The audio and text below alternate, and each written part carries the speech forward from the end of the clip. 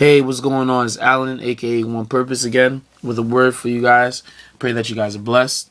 I actually just woke up from a nap, and God had revealed something to me in the dream that I had, and I just wanted to share it with you guys. Um, God has given us all our lives as vehicles in order to give Him glory, and we could take the word vehicles literally for a few moments. And what happens is that we can all confess that we're not all perfect drivers. We may be all quote-unquote good drivers. Some may say that they're moderate drivers, whatever you may seem. But no one can say that they're all perfect drivers. We've all made mistakes. We've all had some mishaps with vehicles, whether big or small, whatever we want to classify them as. But we're all not perfect drivers. And damages happen. Things happen. And but God had revealed to me 3 ways in which these damages are dealt with. The first set of people, when the damages are incurred on their vehicle, choose to cover it up with something nice, like a sticker or something like that, in order to allow them to try and make themselves forget that there is damage on the vehicle, with no intention of actually fixing it. These are the people, to bring the analogy back to life, is those people. For instance, sometimes you've heard stories of girls who have been molested in the past or have been treated badly by their father, so they seek love or sex, or even in general, people just in general, whatever problems they may be going through, try to cover it up with drugs, alcohol, whatever it may be, but never dealing with the actual problem, and try to cover it up with temporary things. But let me let you know this, that temporary things have an end, and they don't go on forever. And so when these stickers or these things that they put on these damages come to the time where they fade away, a lot of times the damages are now you're facing them again, and sometimes they're even worse than they were before you added on the temporary issue. Because sometimes that temporary issue makes it even much more worse. You're dealing with more than you were supposed to deal with in the beginning.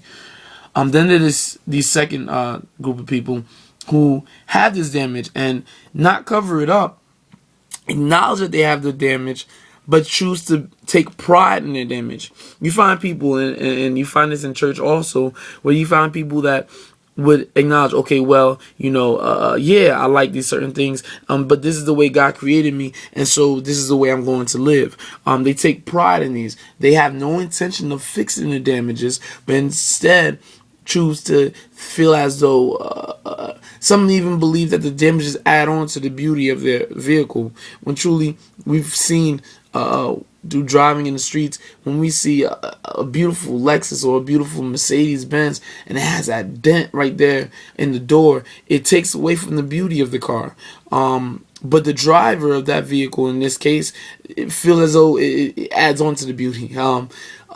We should never take pride in the issues that we have. And what happens is these people, instead of fixing their own problems, they look for other people with quote-unquote bigger problems than themselves in order to make them feel better. We find that because instead of dealing with my issue, I look at someone else's issue, which seems like it's worse. Oh, well, I'm not doing as bad as them, so I must be good. And that's the wrong way of thinking. But then there's these third set of people, and I thank God and I praise God for anyone that falls into this category. And believe me, if you don't fall into this category, you can always fall into this category. It's easy in as much as it's easy out. Who see the damage, acknowledge the damage, but don't sit there and take pride in it, but go back to the dealer which gave them the car in the first place in order to get that damage fixed. They go back to the dealer because they know that in themselves they cannot fix this damage. In themselves they cannot cover up this damage. So they go back to the dealer who gave the car in themselves in order to get that fixed. Unto them is given true restoration. Unto them is given true renewing. And that way they can drive off in the car as if it had no damage before. We're justified in the covering up of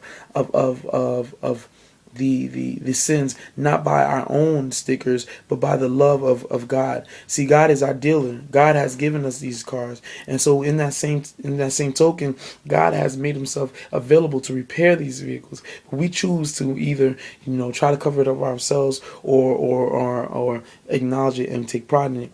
We must seek the dealer in order to fix our problems. So my question to you is, which driver are you? Are you the one who takes pride?